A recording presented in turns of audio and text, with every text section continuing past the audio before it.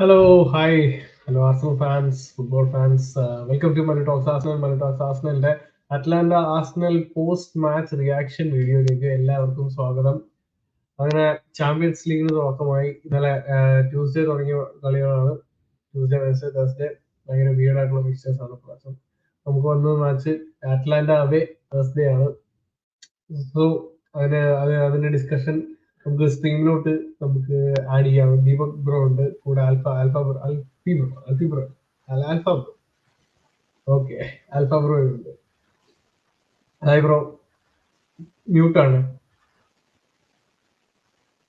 Mute. മ്യൂട്ടാണ്. Hi. Net എന്തോ issue ഉണ്ട്. ഇപ്പോഴും മ്യൂട്ടാ. ഇപ്പൊ ഓക്കെ. Okay super. ബ്രോ എങ്ങനെ ഉണ്ടായിരുന്നു? കളി കണ്ടിരുന്നോ? കളി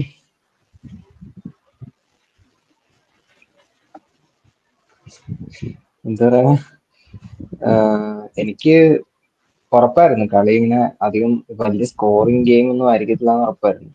പിന്നെ ഡിഫൻസ് അത്യാവശ്യം നല്ലതായത് കൊണ്ട് ഒരു ഗോൾ കൺസീഡ് ആകത്തില്ല എന്നൊരു ഉറപ്പുണ്ടായിരുന്നു. അപ്പം പിന്നെ കുറെ പേരുടെ ഫിറ്റ്നസ് കാര്യങ്ങളൊക്കെ നോക്കിയിട്ടാണല്ലോ സ്റ്റാർട്ട് ചെയ്യുന്നതൊക്കെ ഇന്നും. അപ്പം നോക്കിയപ്പോഴത്തേക്കും ഇത് എക്സ്പെക്റ്റഡ് ആയിരുന്നു ഈ ഒരു കളി. ഓഡേഗാർഡ് ഇല്ലാത്തതുകൊണ്ട് ക്രിയേറ്റീവ് ആയിട്ടുള്ളൊരു ഗെയിം ആണെന്ന് വിചാരിച്ചില്ലായിരുന്നു ആദ്യമേ തന്നെ. അതുപോലൊക്കെ തന്നെ ഉണ്ടായി. റായയുടെ ഒരു എക്സെപ്ഷണൽ ആയിട്ടുള്ള സേവ് ഉണ്ടായിരുന്നു മാച്ചില്. കണ്ടിരുന്നു. എന്തായിരുന്നു ആ റായയുടെ സേവ് ഇല്ലായിരുന്നെങ്കിൽ ഇന്നത്തെ കാര്യം പോക്കായിരുന്നു. എന്ത് തോന്നി റായയുടെ പെർഫോമൻസ് ഒക്കെ ഉണ്ടായിരുന്നു? ഞാൻ ആദ്യമേ ഹാഫ് ടൈമിൽ ഞാൻ പറഞ്ഞത് ഈ കളിയുടെ പോക്ക് കണ്ടിട്ട് ഒരു 1-0 അല്ലെങ്കിൽ 0-0 അവസാനിക്കും തോന്നുന്നുണ്ട്. ഇതാരാണ് ഈ ഗോൾ അടിക്കുന്നതെന്ന് കണ്ടറിയണം. അപ്പം അവസാനം ആ പെനാൽറ്റി വന്ന സമയത്ത് നിന്ന് ഒരു മനസ്സിന് ഇതായിരുന്നു, പോയല്ലോ എല്ലാം. 1-0 ചിലപ്പോ ആ ഒരു സ്കോർ ലൈൻ അവർക്കായിരിക്കും എന്നൊക്കെ വിചാരിച്ചു. പക്ഷെ നല്ല സേവ് ആയിരുന്നു അത്. പുള്ളി അനങ്ങിയില്ല അധികം. ആ ഒരു ഷോട്ട് എടുക്കുന്നിടം വരെയും പുള്ളി ആ ഒരു പൊസിഷനിൽ തന്നെ നിന്ന്. അപ്പൊ അത് കാരണം പുള്ളിക്ക് ആ ടൈമിങ് ചെയ്യാൻ പറ്റി ലൈവ്. അതെ നല്ലൊരു സേവ് ആയിരുന്നു. ഡബിൾ സേവും കൂടെ ആയിരുന്നു. ഞാനങ്ങനെ അധികം ഇത്രയും നല്ല സേവുകൾ അതിന് പൊതുവെ കണ്ടിട്ടില്ല. One of the best saves in Champions League എന്നൊക്കെ പറയാം. ദീപക് ബ്രോയ്ക്ക് വയ്യാന്നറിയാം. എനിക്കും 2 ദിവസം വയ്യാണ്ടിരിക്കുകയായിരുന്നു. Thank you for joining the stream anyway. കാരണം മാച്ച് കഴിഞ്ഞ ഉടനെ ഈ റെക്കോർഡ് ചെയ്ത് നിങ്ങൾ കറക്റ്റായിട്ട് വന്ന് സ്ട്രീമിൽ വന്നത് താങ്ക് യു സോ മച്ച്. എന്ത് തോന്നി? ഓൾറെഡി തളർന്നിരിക്കുകയായിരുന്നു. ഞാൻ ഇത് എക്സ്പെക്ട് ചെയ്യാം. ഞാൻ ഈ ഒരു നിൽ എക്സ്പെക്ട് ചെയ്തിട്ട് തന്നെ ഞാൻ കളി കണ്ടിരുന്നു. ലൈക്ക് ഓഡേഗാർഡ് ഇല്ല. അറ്റ്ലാന്റയുടെ ജസ്റ്റ് ഞാൻ കുറച്ച് കഴിഞ്ഞ ദിവസം നമ്മൾ സംസാരിച്ചു കഴിഞ്ഞാൽ പിന്നെ ഹൈലൈറ്റ്സ് ഒക്കെ കണ്ടപ്പം അവര് അത്ര ബോർ ടീമൊന്നും അല്ല. അവര് ഡിഫെൻസീവ് ആണെങ്കിൽ അവര് നല്ലൊരു ടീമാ. ഡിഫെൻസീവ്ലി അവര് പിടിക്കുന്നുണ്ട്. അപ്പൊ നമുക്ക് ക്രിയേറ്റിവിറ്റി ഇല്ല. പിന്നെ സ്ഥിരമുള്ള നമുക്ക് ഫിനിഷ് ചെയ്യാൻ പറ്റുന്നില്ല. Which was evident. 2-3 chance evident ആയിരുന്നു. നമുക്കത് കിട്ടിയത് കളഞ്ഞു. പിന്നെ പോസിറ്റീവ് സൈഡ് നോക്കിക്കഴിഞ്ഞാൽ ആസ് ഓൾവേസ് ഡിഫൻസ് അടിപൊളി. റായ is proving like why Arteta signed him over Ramsdale and playing him over Ramsdale എന്നുള്ളൊരു കാര്യം ഓരോ ദിവസം ഇത് ചെയ്യുക. ഇപ്പൊ ഡബിൾ സേവ് ആശാനായിക്കൊണ്ടിരിക്കുകയാണ് റായ. എന്ത് വന്നാലും ഇപ്പം ആ ഒരു ഡബിൾ സേവ് മോഡിലോട്ട് പോവാ. ആ സെക്കൻഡ് സേവ് മീൻസ് ഷോട്ട് എടുത്തപ്പം നമ്മൾ ശ്രദ്ധിച്ചു കഴിഞ്ഞാൽ റായ ഈ മേ ബി ഇത് ലക്കായിട്ടെന്ന് ഞാൻ പറയാം. കാരണം ആ ഒരു സമയത്ത് ആ സ്ട്രൈക്കർ ജസ്റ്റ് റായയുടെ മൂവ്മെന്റ് ശ്രദ്ധിച്ചിരുന്ന ഈ കൂടെ ഫിനിഷ്ഡ് ഇറ്റ്. റായ അഡ്വാൻസ് ചെയ്ത് ഇനീഷ്യലി പെട്ടെന്ന് മൂവ് ചെയ്തു റൈറ്റിലോട്ട്. അവനത് ശ്രദ്ധിക്കാണ്ട് ആവശ്യം മീൻസ് അല്ല അങ്ങനല്ല. എക്സ്ട്രീം ജമ്പ് ചെയ്തിട്ടാണ് തിരിച്ചു വന്നത്. അത് സെക്കൻഡ് സേവ് അല്ല ഞാൻ പറയുന്നത്, ഫസ്റ്റ് സേവിന്റെ കാര്യം. ആ penalty shot like Raya movement fast ആയിരുന്നു, ഡിലേ അല്ലായിരുന്നു, ഫാസ്റ്റ് ആയിരുന്നു. ഇനീഷ്യലി അവൻ ഷോട്ട് എടുക്കുന്നതിന് മുമ്പ് മൂവ്മെന്റ് പോയി.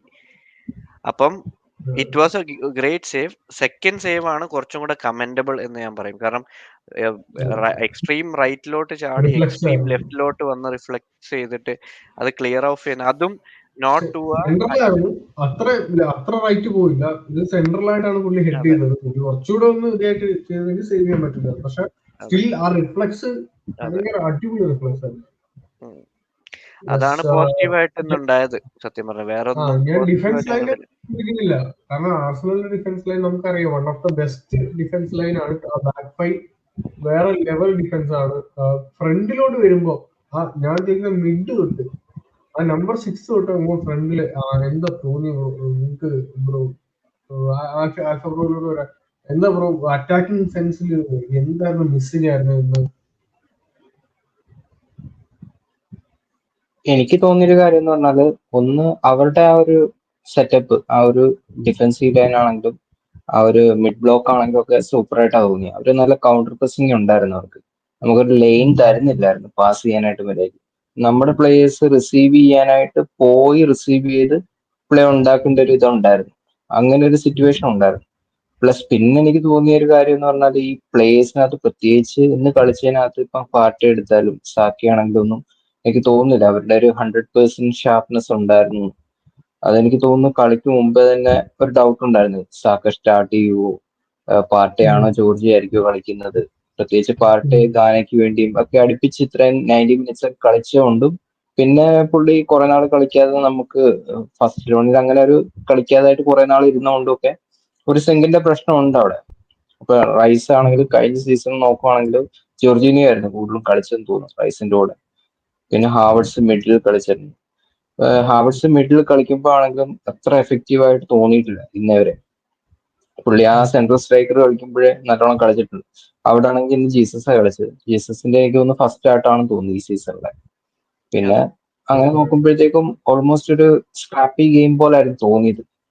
കുറെ മിസ് പാസസും പിന്നെ ഇത് മാർട്ടിനെല്ലിയുടെ കാര്യം അറിയാം, ഫോമൗട്ട് ആണ്. ഒന്ന് രണ്ട് ചാൻസസ് ഉണ്ടായിരുന്നു തോന്നുന്നു അല്ലെ മാർട്ടിനെല്ലിക്ക്. പക്ഷെ നമുക്കറിയാം പുള്ളി ഫോമൗട്ട് ആയിരുന്നു. അപ്പൊ അതുകൊണ്ട് ദാറ്റ് വാസ് എക്സ്പെക്റ്റഡ്. മാർട്ടിനെല്ലിയുടെ കാര്യമാണെങ്കിലും ഒക്കെ എക്സ്പെക്റ്റഡ് ആയിരുന്നു. ഒരു വണ്ടർ ഒന്നും പ്രതീക്ഷയൊന്നുമില്ല. അത് ഒഫൻസീവ്ലി നമ്മൾ ഒഡേഗാർഡ് ഇല്ലാത്തതുകൊണ്ട് സ്ട്രഗിൾ ചെയ്യും ഇനി അങ്ങോട്ട്. അത് കുറച്ച് നാളത്തേക്ക് ഇനി അങ്ങനെ ഫീൽ ചെയ്യുന്നുണ്ട്. എന്നെ സംബന്ധിച്ച് അറ്റാക്കിംഗ് ലൈൻ വാസ് ഒരു വേസ്റ്റ്ഫുൾ അറ്റാക്കിംഗ് ആയിരുന്നു. ഒരു രീതിയിലും പ്ലെയേഴ്സ് ഭയങ്കര മെക്കാനിക്കൽ ആയിട്ടാണ് മൂവ് ചെയ്യുന്നത്. ആരും അവരുടേതായ സ്വന്തം ഇൻസ്റ്റിങ് വെച്ച് കളിക്കാൻ ശ്രമിക്കുന്നേ ഇല്ല. Especially wingers. സാക്കിക്ക് കിട്ടിയ പിന്നെ സാക്കിക്ക് ബോൾ റിസീവ് ചെയ്യുന്നത് കുറവായിരുന്നു ഒഡേഗാർഡ് ഇല്ലാത്തതുകൊണ്ട്. സാക്കിക്ക് അത്രയും സപ്ലൈ കിട്ടും. അതുകൊണ്ട് പക്ഷെ എന്നാലും സാക്ക മാക്സിമം അവനെ കൊണ്ട് പറ്റുന്ന രീതിയിൽ ക്രിയേറ്റ് ചെയ്തു. സാക്കി എനിക്ക് തോന്നുന്നു ഫസ്റ്റ് ഹാഫിൽ കാണാനേ ഇല്ലായിരുന്നു. കുറച്ച് ടച്ചസ് കണ്ടേ ഉള്ളായിരുന്നു. ഫ്രീക്കിക്ക് കിട്ടി നല്ലൊരു സൈഡിൽ നിന്നുള്ള ഗെയിം കുറവായിരുന്നു. കാരണം നമുക്ക് അവിടെ ഒന്നുമില്ല. അവിടെ ഹാവേർട്സ് ആണ് കളിച്ചോളൂ. ഹാവേർട്സ് ഈ പറഞ്ഞ പോലെ ഹാവേർട്സ് അങ്ങനെ ഒരു സപ്ലയർ ആയിട്ടൊന്നുമല്ല കളിച്ചോളൂ. പക്ഷെ കിട്ടിയ കുറച്ച് ഒന്ന് രണ്ട് ബോളൊക്കെ മാക്സിമം സാക്ക് എന്തെങ്കിലുമൊക്കെ ചെയ്യാൻ നോക്കുന്നുണ്ട്. പക്ഷെ ഓൺ ഹോൾ നോക്കുമ്പോഴത്തേക്കും ആ അറ്റാക്കിംഗ് ലൈൻ ഭയങ്കര മോശമായിരുന്നു. നമ്പർ 6 തൊട്ട് പാർട്ടി ആവറേജ് മാത്രമല്ല കുറെ ലോങ് ബോൾസ് ഉണ്ടായിരുന്നു. അതെ അതെ അതെ. പക്ഷെ ലോങ് ബോൾസിന്റെ ഒരു പ്ലാൻ ഉണ്ടായിരുന്നു. പക്ഷെ ആ ലോങ് ബോൾസ് നോക്കിക്കഴിഞ്ഞാൽ അല്ല, ലോങ് ബോൾസിന്റെ ഒരു പോസിറ്റീവ് ഞാൻ കണ്ടെന്ന് പറഞ്ഞാൽ ലോങ് ബോൾസ് എല്ലാം ഫസ്റ്റ് ബോൾ നമ്മൾ വിൻ ചെയ്തായിരുന്നു. ഫസ്റ്റ് ബോളും സെക്കൻഡ് ബോളും വിൻ ചെയ്ത് അതുണ്ടായി. അത് കഴിഞ്ഞിട്ടുള്ള പാസിംഗ് ആയിരുന്നു മിസ്സായിക്കൊണ്ടിരുന്നത്. ഹാവേർട്സ് ആണല്ലോ അതെ, റൈസ് ആണല്ലോ അതെ, ആ ബോൾ റിസീവ് ചെയ്യുന്നുണ്ട് റായെന്ന്. അത് കഴിഞ്ഞിട്ടുള്ള പാസസ്. പിന്നെ മെയിൻ കേസ് എന്ന് പറഞ്ഞാൽ പാർട്ടെ ഇറ്റ്സ് ലൈക്ക് ഭയങ്കര വീക്കായോ എന്നൊരു ഫീൽ. ഞാൻ പറഞ്ഞത്, ഞാൻ ഈ കളിയില് എനിക്ക് മനസ്സിലാകാത്ത എന്തുകൊണ്ട് നമുക്ക് ഫസ്റ്റ് ടച്ചിൽ പാസ് കൊടുക്കാൻ പറ്റുന്നില്ല. അതിന് ഫസ്റ്റ് ടച്ച് പാസ് കൊടുക്കാനുള്ള ഒരു പ്ലെയറിനും അതിനുള്ള ഒരു ടെക്നിക്കൽ എബിലിറ്റി ഇല്ല എന്നുള്ളതാണ് എനിക്ക് മനസ്സിലാവുന്നത്. അപ്പം ഇങ്ങനത്തെ ഒരു മാച്ച് വരുമ്പോഴത്തേക്കും നമ്മൾ ഒരു കൗണ്ടർ അറ്റാക്കിംഗ് ഗെയിം കളിക്കുമ്പോൾ അവിടെ ഫസ്റ്റ് ടച്ച് പാസിംഗ് ആണ് വരുന്നത്. നമുക്ക് ആകെ രണ്ട് പ്ലേയേഴ്സിന് ഇപ്പൊ സ്ക്വാഡിലുള്ള ചെയ്യുന്നത്, ഒന്ന് പാർട്ടെ, പിന്നെ ഒഡേഗാർഡാണ്. ഒഡേഗാർഡ് പാർട്ടെ ആണെങ്കിൽ ഭയങ്കര വീക്കായി. ബാക്കി ആരും ഒരു റിസ്ക് പാസിന് റെഡിയല്ല. ഇപ്പം മിഡില് ഹാവേർട്സ് ആണെങ്കിലും റൈസ് ആണെങ്കിലും റൈസ് ഇസ് വെരി സേഫ് എത്തുമ്പോൾ. റൈസ് ഒരു നമ്പർ 6 ആണ്, പ്രോപ്പർ നമ്പർ 6. എസ്പെഷ്യലി അഗെയിൻസ്റ്റ് ഇത്രയും ടഫ് സൈഡ്സിനെതിരെ റൈസ് എന്ന number 8 position is A very എന്താ പറയുക ഒരു ഭയങ്കര അടിപൊളി പ്ലെയർ എന്ന് പറയാം. കാരണം പുള്ളിക്ക് അവിടെ ഒരുപാട് ലിമിറ്റേഷൻസ് വരും. അവിടെ നമുക്ക് പ്രോപ്പർ നമ്പർ 8 തന്നെ വരണം, ഒഡെഗാർഡ് അല്ലെങ്കിൽ മെറീനോ തന്നെ വരണം. ഇന്ന് ഇന്ന് ഒരുപാട് കാര്യങ്ങൾ ഇങ്ങനെ എക്സ്പോസ് ആയി. നമ്മുടെ അറ്റാക്കിങ്ങിലെ ഒരുപാട് കാര്യങ്ങൾ ഇന്ന് എക്സ്പോസ് ആയ പോലെ എനിക്ക് പേഴ്സണലി ഫീൽ ചെയ്തു. പിന്നെ അത് മാത്രമല്ല, എനിക്ക് തോന്നിയെന്ന് പറഞ്ഞാൽ കളിയുടെ ഒരു പേസ് കുറച്ച് കൺട്രോൾ ചെയ്ത് കൺസേർവ് ചെയ്ത് കളിച്ച പോലെ തോന്നി. എനിക്ക് അങ്ങനെ ഒരു ഫീല് കിട്ടിയായിരുന്നു. അതായത് ഒരു അത്രയ്ക്ക് അങ്ങോട്ടൊരു എന്താ പറയുക, ടെമ്പോ അത്ര അങ്ങോട്ട് പോരായിരുന്നു, കുറച്ച് അതൊന്നും സ്ലോ ആയിരുന്നു, മേ ബി കുറച്ചൊരു എനർജി കൺസേർവ് ചേഞ്ച് ചെയ്തിട്ടുള്ള ചെയ്യുന്നതാവാം. കളിയായിരുന്നു. എനിക്ക് തോന്നുന്നു ആ ഒരു സിറ്റി ഗെയിം മനസ്സിൽ കണ്ടുകൊണ്ടാണോ അത്ര അങ്ങോട്ട് ടോപ്പ് ഗിയറിൽ കളിക്കാൻ ഞാൻ ഡൗട്ട് ഉണ്ട്. ഞാൻ എക്സ്പെക്ടഡ് ആയി. ഞാനിത് പ്രീ മാച്ചിൽ ഞാൻ ഡിസ്കസ് ചെയ്തപ്പോൾ തന്നെ ഓൾറെഡി പറഞ്ഞായിരുന്നു, ഡ്രോ ആണ് ഞാൻ എക്സ്പെക്ട് ചെയ്യുന്നത്, ഞാൻ ജയിക്കുന്ന കാര്യം എക്സ്പെക്ട് ചെയ്യുന്നത്. പക്ഷെ ഫ്രസ്ട്രേഷൻ എന്ന് പറയുന്നത് നമുക്ക് അത്രയും ക്ലിയർ കട്ട് ചാൻസസ് നമ്മൾ ക്രിയേറ്റ് ചെയ്യുമ്പോൾ അത് ഫിനിഷ് ഓഫ് ചെയ്യാൻ പറ്റില്ല. കാരണം ആ രണ്ടാമത്തത് നല്ലൊരു ചാൻസ് ആയിരുന്നു മാർട്ടിനെല്ലി കിട്ടിയത്. അത് പക്ഷെ ഓഫ് സൈഡ് ആയിരുന്നു. ഓഫ് സൈഡ് ഓഫ് ആയിരുന്നു. അത് ഓഫ് ആയിരുന്നു. അത് ഓൾമോസ്റ്റ് ഓഫ് ആയിരുന്നു, കണ്ടപ്പോ ഓഫ് ആയിരുന്നു അത്. ബട്ട് സ്റ്റിൽ അത് ഫിനിഷ് ഓഫ് ആവോ ഓഫ് ആവാതിരിക്കും, ഫിനിഷ് ചെയ്യണമായിരുന്നു. അത് ഫിനിഷ് ചെയ്യണം. കാരണം അത് ഫിനിഷ് ചെയ്യാൻ പറ്റാത്തൊരു പ്ലെയർ അല്ലല്ലോ മാർട്ടിനെല്ലി എന്ന് പറയുന്നത്. അങ്ങനത്തെ ഒരു ഫിനിഷ് ചെയ്യാൻ പറ്റുന്ന ഒരു പ്ലെയർ ആണ്.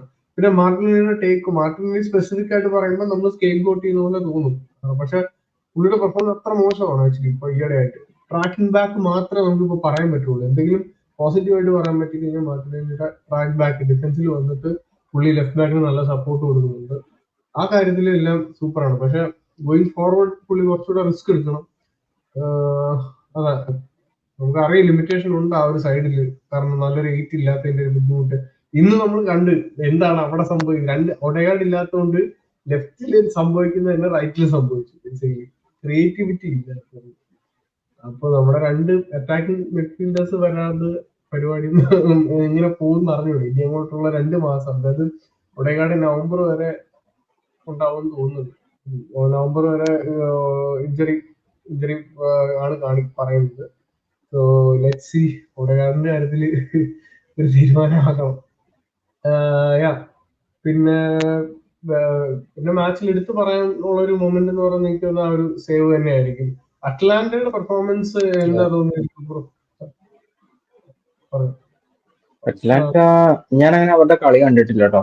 ഞാൻ ഫസ്റ്റ് ടൈമാണ് അവരുടെ കളി കാണുന്നത്. പക്ഷെ കേട്ടിടത്തോളം അവര് അത്യാവശ്യം നല്ല ടീമാണെന്ന് അറിയാം. പിന്നെ അവരുടെ ഇറ്റലിയിലാണെങ്കിൽ അവരുടെ ലീഗില് ഏറ്റവും കുറവ് കുറവല്ല, കൂടുതൽ ഗോൾ കൺസീഡ് ചെയ്തവരാണ്. കൂടുതൽ ഗോൾ അടിച്ചിട്ടുള്ള ഒരു ടീമും അവർ 2ാം സ്ഥാനത്ത് തന്നെയാണ്. അങ്ങനെ ഒരു ടീമാണ്. പിന്നെ അവരുടെ മെയിൻ സെന്റർ ബാക്സ് ഒന്നും അല്ലായിരുന്നു കളിച്ചതെന്ന് തോന്നുന്നു. അവരുടെ മെയിൻ സെന്റർ ബാക്സ് ഒക്കെ ഇഞ്ചേർഡ് ആണെന്നാണ് കേട്ടത്. അപ്പം അങ്ങനെ കുറച്ച് കാര്യങ്ങളൊക്കെ അറിയത്തുള്ളായിരുന്നു. But they were a good team. അത് അറിയായിരുന്നു, ഓൾറെഡി അറിയായിരുന്നു. അങ്ങനെ ഒരു ഇത് നമ്മള് യൂറോപ്പ ലീഗ് വിന്നേഴ്സ് ആണ്. അപ്പം അത്യാവശ്യം ക്വാളിറ്റി ഉണ്ടാവും അറിയാം. പക്ഷെ നമ്മുടെ ക്രിയേറ്റീവ് സൈഡിൽ ഉണ്ടാവുന്ന ഒരു ഡൗട്ട് ഉണ്ടായിരുന്നു. കാരണം നമ്മുടെ പ്ലേയേഴ്സ് സ്റ്റാർട്ട് ചെയ്യാൻ അവൈലബിൾ ആയിട്ടുള്ള ഒരു ആരാണെന്ന് ഒക്കെ നമുക്കറിയാം. അപ്പൊ അത് വെച്ച് നോക്കുമ്പോഴത്തേക്കും ഡിഫൻസ് ഓക്കെയാണ്, ഡിഫൻസിന് ഡൗട്ട് ഒന്നും ഇല്ലല്ലോ, എനിക്ക് അത്ര ടെൻഷൻ ഒന്നും ഇല്ല. പക്ഷെ ഒഫൻസീവ്ലി ഗോൾ എങ്ങനെ വരും എന്നുള്ളൊരു ഡൗട്ടേ ഉള്ളായിരുന്നു. അറ്റ്ലാന്റയുടെ ദീപക് ബ്രോ കണ്ടിട്ടെന്താ തോന്നുന്നു? അറ്റ്ലാന്റയുടെ ഗെയിം അവര് പ്രാഗ്മാറ്റിക് ആയിട്ടാണ് കളിച്ചത്. ലൈക്ക് അവര് പ്രസ് ചെയ്യേണ്ട സമയത്ത് കൗണ്ടർ പ്രസ് ചെയ്തു. കിട്ടുന്ന ചാൻസ് അവർ അറ്റാക്ക് ചെയ്ത് നോക്കി. ക്വഡ്രാഡോടൊക്കെ ലാസ്റ്റ് 2 അറ്റംപ്റ്റ്സ് ഒക്കെ ഉണ്ട് ഔട്ട്സൈഡ് ദ ബോക്സ് ഒക്കെ. അത് രണ്ടും ഉണ്ടായി. പിന്നെ അവർക്ക് കണ്ടിട്ട് എനിക്ക് തോന്നുന്നത് they wanted more to score. നമ്മൾ അത്രയും സ്കോർ ചെയ്യണമെന്നൊരു ഇത് കാണിച്ചില്ല. അവർക്ക് ഭയങ്കര സ്കോർ ചെയ്ത് എങ്ങനെ ജയിക്കണം എന്ന് ഒരു 89ാം മിനിറ്റ് വരെ അവര് അതങ്ങനെ ഫോളോ ചെയ്തായിരുന്നു. നമ്മുടെ ടീമിൽ അങ്ങനെ ഫസ്റ്റ് ഹാഫ് കഴിഞ്ഞ പിന്നെ നമ്മള് മേ ബി കൺസർവേറ്റീവ് ആയിട്ട്, കാരണം അതും ഒരു കാര്യമാണ്. കാരണം അവര് ഇന്ന് കളി കഴിഞ്ഞ് നാളെ റിട്ടേൺ ചെയ്ത് മറ്റന്നാൾ പിന്നെ സിറ്റിയിൽ ട്രാവൽ ചെയ്ത് ദേ ആർ പ്ലേയിങ് അഗൈൻ. അപ്പം അത് ചെയ്യാം. പിന്നെ എനിക്ക് തോന്നിയെന്ന് പറഞ്ഞു കഴിഞ്ഞാൽ ബേസ്ഡ് ഓൺ ആർസണൽ കഴിഞ്ഞ സീസൺ സിറ്റിയുടെ സ്റ്റാർട്ട് ഓൾമോസ്റ്റ് എനിക്ക് ഇതുപോലെയൊക്കെ തന്നെയായിട്ടാണ് തോന്നിയത്. കാരണം കെവിൻ ഡിബ്രോയിന വാസ് ഇഞ്ചേർഡ്. അത് കഴിഞ്ഞപ്പോൾ അവർക്കൊരു ചെറിയ ഡിപ്പ് വന്നായിരുന്നു. അവര് പ്രീമിയർ ലീഗിലാണെങ്കിലും 4th വരെ എത്തി, 8 പോയിന്റ്സ് ഡിഫറൻസ് ഒക്കെ ഉണ്ടായി. പിന്നെ KDB വന്നപ്പം പിന്നെ അവരങ്ങനെ കേറി means they had A small down point എന്നും പറഞ്ഞ അവരുടെ ഡൗൺ പോയിന്റ് അങ്ങനെ ഇതാക്കുമല്ല. ഡൗൺ പോയിന്റ് നമ്മളെ ഈ ഒരു ഒഡേഗാർഡ് വരുന്ന വരെയുള്ള സിറ്റുവേഷൻ എങ്ങനെ ഓവർകം ചെയ്യും എന്നതാണ് മെയിൻ, അല്ലാണ്ട് വേറൊന്നുമല്ല. Like who creates. എനിക്കിപ്പം ഇനിയിപ്പം അങ്ങോട്ടുള്ള കളിയിൽ കഴിഞ്ഞ രാഷ്ട്രീയ 5-0 6-0 അങ്ങനത്തെ കളി വേണമെന്നില്ല. someone should create something 1-0 or 2-0 win മതി. മനസ്സിലായോ? സെറ്റ് പീസിനെ ഡിപ്പെൻഡ് ചെയ്യേണ്ട അവസ്ഥ വരുന്നുണ്ട്. അതാണ് വേറൊരു പ്രശ്നം.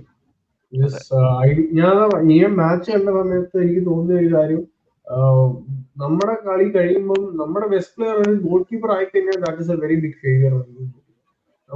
നമ്മുടെ ബെസ്റ്റ് പ്ലെയർ ഒരു ഗോൾ കീപ്പർ ആവാൻ പാടില്ല. ദാറ്റ് മീൻസ് നമ്മൾ അത്രയും ഷോട്ട്സും പക്ഷെ ഇന്നത്തെ ഒരു ഗെയിം വെച്ചിട്ട് നമ്മള് അങ്ങനെ ഒട്ടും ക്രിയേറ്റിവിറ്റി ഇല്ല എന്ന് നമ്മൾ ഒരു കൺക്ലൂഷൻ എത്തേണ്ട ആവശ്യമില്ല. കാരണം ഫസ്റ്റ് UCL ഗെയിം അവേ ഗെയിമാണ്. നമുക്ക് ഇങ്ങനൊരു കൺസർവേറ്റീവ് സിറ്റുവേഷൻ ഉണ്ട്. കാരണം ഒഡേഗാർഡ് ഇല്ല, പിന്നെ ഗെയിമും വരുന്നുണ്ട്. So let's C. ഇതേപോലത്തെ സിറ്റുവേഷൻ ആണ് കണ്ടിന്യൂ എന്നുണ്ടെങ്കിൽ we should have A panic. But ഇപ്പം അങ്ങനെ ഒരു പാനിക് പ്രതീക്ഷിക്കേണ്ട ആവശ്യമില്ല. കാരണം ഇമോഷണലി നമ്മൾ കളിച്ചിട്ട് കളി കൊണ്ടുപോയി കളഞ്ഞിട്ടില്ല. Like we were conservative 0-0. We still have 1 point. 3 points means മൊത്തത്തിൽ കളഞ്ഞില്ലല്ലോ. So that's fine. ഡെഫിനറ്റ്ലി നമുക്ക് ഞാൻ പറഞ്ഞല്ലോ, ഞാൻ ഓൾറെഡി ഡിസപ്പോയിന്റഡ് ആയിട്ടുള്ള റീസൺ എന്ന് പറഞ്ഞാൽ നമുക്ക് കിട്ടുന്ന ക്ലിയർ കട്ട് ചാൻസസ് ഫിനിഷ് ആവാത്തതിലാണ് നമുക്ക് കൂടുതൽ ഫ്രസ്ട്രേഷൻ. അല്ലെങ്കിൽ ഇപ്പൊ അവരെ നമുക്ക് എന്താ പറയാ, അവരെ ബൈപ്പാസ് ചെയ്യാൻ പറ്റിയില്ല. അല്ലെങ്കിൽ നമ്മുടെ ഈ ഒരു ടീമിന് അവരെ ഒരു കൗണ്ടറാണ് നമ്മൾ കളിക്കുന്നത്. അപ്പൊ കൗണ്ടർ കളിക്കുമ്പോൾ അതിനനുസരിച്ച് ആ ഒരു രീതിയിൽ ഇപ്പൊ ലോങ് ബോളർ ആയ കൊടുക്കുമ്പോൾ ഹാവർട്സ് ആ ബോൾ ഹെഡ് ചെയ്ത് ബാക്കിൽ അതങ്ങ് തിരിച്ചു കൊടുക്കാണ്ട് ആ അറ്റാക്കിംഗ് ലൈനിലോട്ട് തന്നെ കൊടുക്കാനുള്ള ഒരു ശ്രമം നടത്തിയില്ല. അങ്ങനെയൊക്കെയുള്ള കുറച്ച്, പിന്നെ മിഡിൽ ഒരുപാട് നമ്മൾ കിടന്ന് കുറെ കളിച്ച് ആവശ്യമില്ലാണ്ട് കളിക്കുന്നുണ്ട്. എന്നാൽ ആ കളി വിന്നേഴ്സ് കളിക്കുവാണെങ്കിൽ പിന്നെ ഇമ്പാക്ട് ഉണ്ടാകും. ആൽഫബ്രോ പിന്നെ വേറെന്താ മിഡ്ഫീൽഡിന്റെ കാര്യം ഞാൻ പറഞ്ഞായിരുന്നു. 6 പാർട്ട് നമ്പർ 8 കളിച്ചത് ഹാവർട്സും റൈസും ആണ്. എന്താ ബ്രോ, ആ ഒരു ഡൈനാമിക്സ്, മിഡ്ഫീൽഡ് ഡൈനാമിക്സ് എങ്ങനെ തോന്നി ഇന്നത്തെ ഒരു ഇതില് മാച്ചിൽ? എനിക്ക് മെയിൻ ആയിട്ടും തോന്നിയൊരു കാര്യം എന്ന് പറഞ്ഞാല് ആ ഒരു എന്താ പറയുന്നത്, ഹാവർട്സിന്റെ റോള് മിഡ്ഫീൽഡിൽ ഇത്ര എഫക്റ്റീവായിട്ട് തോന്നിയിട്ടില്ല എനിക്ക്. പിന്നെ പുള്ളി നമ്പർ 9 ആയിട്ട് കളിക്കുമ്പോഴാണ് ബെസ്റ്റ് ആയിട്ട് പുള്ളി കളിക്കുന്നത്. പിന്നെ ആ ഒരു പൊസിഷനിൽ മേ ബി ഒന്ന് സ്വാപ്പ് ചെയ്ത് വേറെ ആരെങ്കിലും കളിച്ചായിരുന്നെങ്കിൽ ചിലപ്പോൾ എന്തേലും ഒരു മാറ്റം കണ്ടേനെ. ഫോർ എക്സാമ്പിൾ ഒരു 60 മിനിറ്റ്സ് കഴിഞ്ഞിട്ട് മെലേനിയൊക്കെ ഇൻട്രൊഡ്യൂസ് ചെയ്തായിരുന്നെങ്കിൽ I think some spark would have been there. അത് കണ്ടില്ല. But I don't know, maybe too early. ബട്ട് പാനിക്കാവേണ്ട സിറ്റുവേഷൻ ഉണ്ടെന്ന് തോന്നുന്നില്ല ഇപ്പോഴും. പാനിക്കല്ല, ബട്ട് ഞാൻ പറഞ്ഞില്ല, നമുക്കൊരു ഫ്രസ്ട്രേഷൻ ഫീൽ ചെയ്യും. അറ്റ്ലീസ്റ്റ് ഒരു 80 മിനിറ്റ്സ് കഴിഞ്ഞിട്ടാണെങ്കിലും ഒരു സ്പാർക്ക് കൊണ്ടുവരാൻ പറ്റുന്ന ഒരാളെ കൊണ്ടുവരണമായിരുന്നു എന്ന് എനിക്ക് തോന്നുന്നു. Trossard was the only option we had.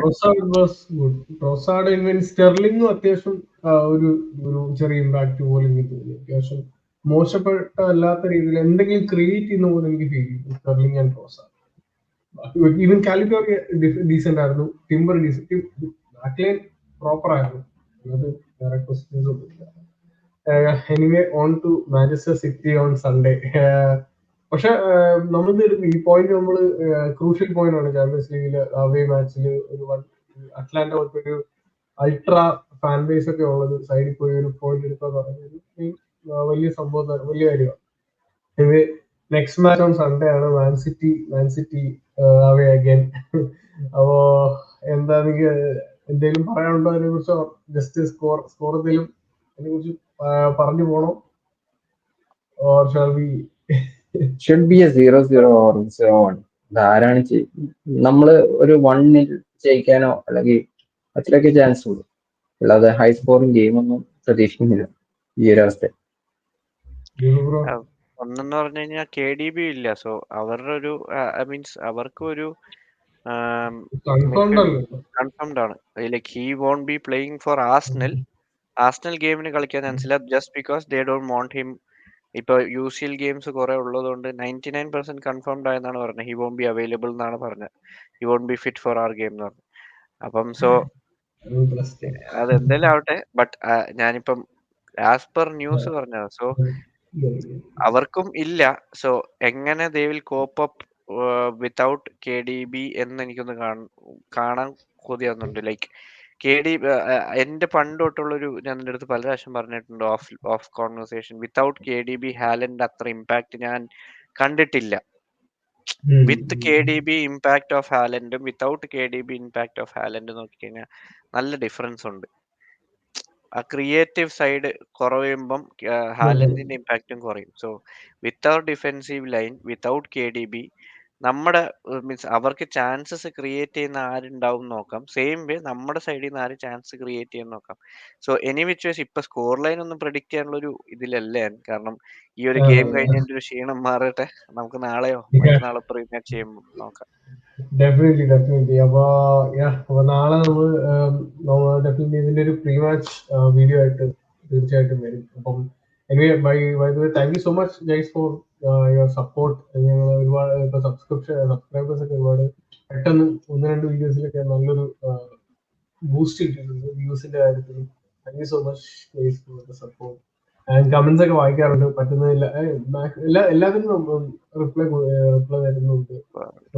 നമ്മൾ നിങ്ങൾ പറയുന്ന പോലെയൊക്കെ മാക്സിമം ശ്രമിക്കുന്നുണ്ട്. നമ്മളൊരു ടൈം ലിമിറ്റ് നമ്മൾ വർക്ക് ചെയ്യുന്നതിന്റെ കൂട്ടത്തിൽ ചെയ്യുമ്പോൾ കുറച്ച് ചെറിയ കൺസ്ട്രെയിൻസ് വരുന്നുണ്ട്. ബട്ട് ട്രൈ അപ്ലോഡിങ് ഷോർട്സ് എന്നൊക്കെ ഒരുപാട് പേരുടെ കമന്റ് ഡെഫിനറ്റ്ലി നമ്മളത് ഉടനെ തന്നെ മാക്സിമം അപ്ലോഡ് ചെയ്ത് തുടങ്ങും. Thank you alpha bro four joining the stream. എനിക്കറിയാം അവിടെ ഒരുപാട് ലേറ്റ് ആയി, പിന്നെ ഞാൻ വെറുതെ ഉറക്കങ്ങളൊന്നുമില്ല. എനിവേ നമുക്ക് ഇനിയും ഇടയ്ക്ക് വരണം സ്ട്രീമിൽ, നമുക്ക് ഇടയ്ക്ക് മാച്ച് ഡിസ്കസ് ചെയ്യാം. അവിടെ അത്യാവശ്യം നല്ല സമയം ഒക്കെ ഉള്ളപ്പോൾ വിളിക്കാം. ഒരു 10 മണി ആ ഒരു ടൈം ഒക്കെ ആകുമ്പോൾ. Thank you so much Deepak bro. Thank you so much. വയ്യാണ്ടൊക്കെ ഇരിക്കുകയാണ്, പോയി റെസ്റ്റ് ഒക്കെ എടുക്കും. നമുക്കിനി ഊർജസ്വരനായിട്ട് സിറ്റിയുടെ മാച്ച് കാണാൻ നമുക്ക് സിറ്റി പ്രീ മാച്ച് വീഡിയോയിൽ കാണാം. Okay, thank you guys. Thank you for coming. Okay, Sure.